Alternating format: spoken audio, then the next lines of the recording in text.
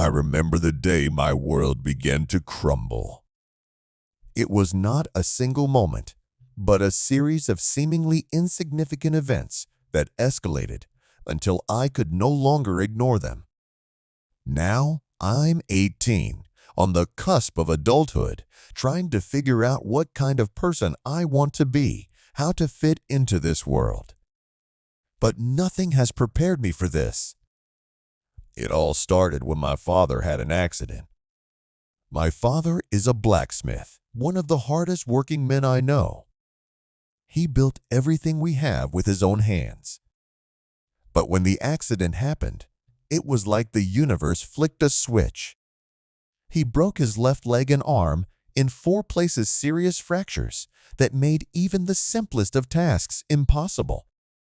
Watching him struggle, watching him become dependent on others for what he once did himself was hard. I know it crushed him from the inside out, and I hated to see him in that state. Even worse was that he had to rely a lot on his apprentice, a guy named Kyle. Kyle was 26 years old, a good worker, and had been helping my father for a long time. I always considered him a friend of our family. He was here almost every day, learning a trade and helping out where he could. After my dad's accident, Kyle became his hands and feet, running the store and keeping things running. I didn't pay much attention to it at first. After all, my dad had no choice, and Kyle seemed happy to help. But that was before I started noticing other things. One night, I stayed up late playing a game. I had always been a night owl, especially when school was out. I would immerse myself in my games until the early hours of the morning. My mom didn't know that. She thought I went to bed at the proper time, like most normal teenagers, but late-night gaming was my salvation.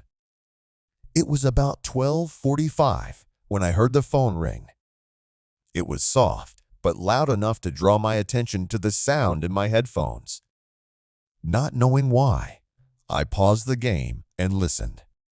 I heard my mom's voice, faint but clear enough to understand. She was saying, "I'll be sure to do it tomorrow." And that was it. Nothing more.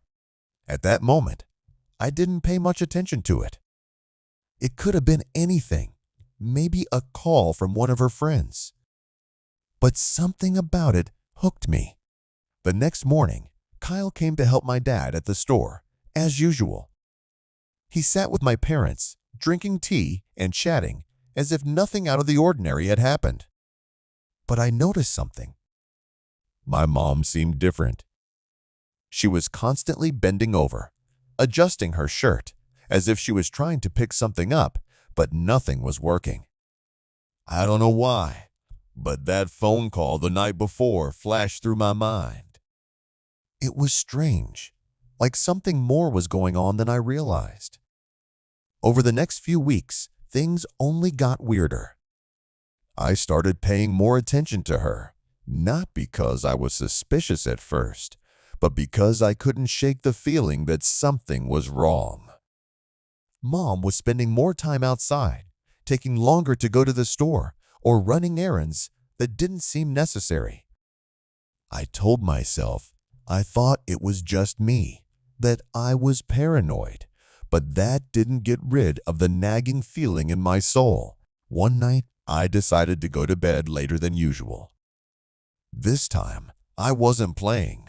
I was waiting. I didn't even know what it was, but I felt I had to be on the lookout just in case. Around 1 o'clock in the morning, I heard my mom's phone again. This time, I slipped out of my room and stood at her door. Her voice was soft, but I could hear it quite clearly. She was whispering something, giggling softly. I couldn't make out every word, but the tone was unmistakable. That's no way to talk to friends. I froze in place. My heart raced in my chest as I realized what was happening.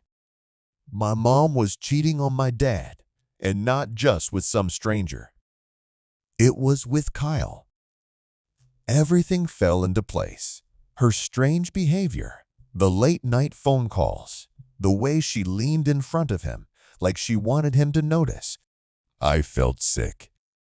I wanted to storm into the room, to face her, to yell at her for betraying my father, for betraying us. But I didn't. I couldn't. I didn't know how to deal with it. I just went back to my room, closed the door, and sat in silence, staring at the wall. For the next few days, I couldn't look at my mom like before. Every time she spoke to me, I had to bite my tongue to keep from lashing out at her. I couldn't even talk to my father without feeling a crushing weight of guilt. I knew something he didn't know, something that would destroy him if he found out. He was already broken physically, and this would destroy what was left of him emotionally. I tried to convince myself that maybe I was wrong, that maybe it was all in my head. But then I overheard another conversation. This time, it was clearer. They were planning to meet at a hotel. That's when I knew it was certain. What was I supposed to do? My mom was cheating with a guy who worked for my dad, a guy my dad trusted. I couldn't even realize it. I felt like I was stuck in a nightmare that I couldn't wake up from. I thought about telling my dad, but how could I? How could I be the one to tear our family apart? But how could I stay silent and let it continue? Guilt and confusion began to consume me. I couldn't concentrate in school.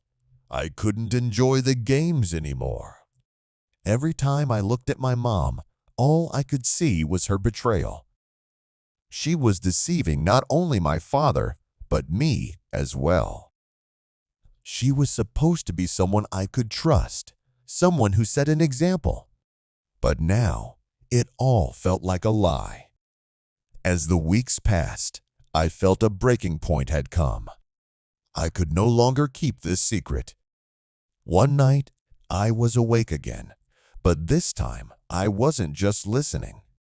I needed to know the whole truth about what was going on. I waited until my mom went to bed and snuck into her room. Her phone was on the nightstand, and my hands trembled when I picked it up. I knew her password. Of course I did. She trusted me, and that trust made things so much worse. I opened her messages, and there they were, the correspondence between her and Kyle. Explicit, intimate messages that left no doubt about their relationship. They talked about how they couldn't wait to see each other again, how my dad didn't understand anything, how they had to be careful. I wanted to throw the phone, to scream, to run away from everything, but I couldn't. I just stood there, shaking with my whole body, scrolling through the messages. After that, I couldn't look at my mom without feeling angry, betrayed, and sad. She had shattered my view of her, and I didn't know how to pick up the shards of my love for her. I thought about talking to her, but every time I opened my mouth, the words stuck in my throat. I couldn't bring myself to do it. The only thing I could do was write it all down, trying to make sense of it all. I poured my heart into this journal, detailing every moment, every suspicion, every confirmation of my worst fears. Writing was my only escape from the storm of emotions raging inside me. Now, I'm at a crossroads. I know I can't keep this secret forever. It's tearing me apart. But I also know that telling my father could destroy him. He's already lost so much, and I don't know if he can handle losing the person he loves most in the world. Part of me thinks I should just keep quiet and let them figure it out for themselves. Maybe my mom will come to her senses. Maybe Kyle will leave, and this nightmare will end. But deep down, I know that's not how it works. I'm 18 now, and for the first time in my life, I feel like I'm carrying too heavy a burden. My mom's choices have put me in a desperate situation, and no matter what I do, someone is going to get hurt. But the question is, who?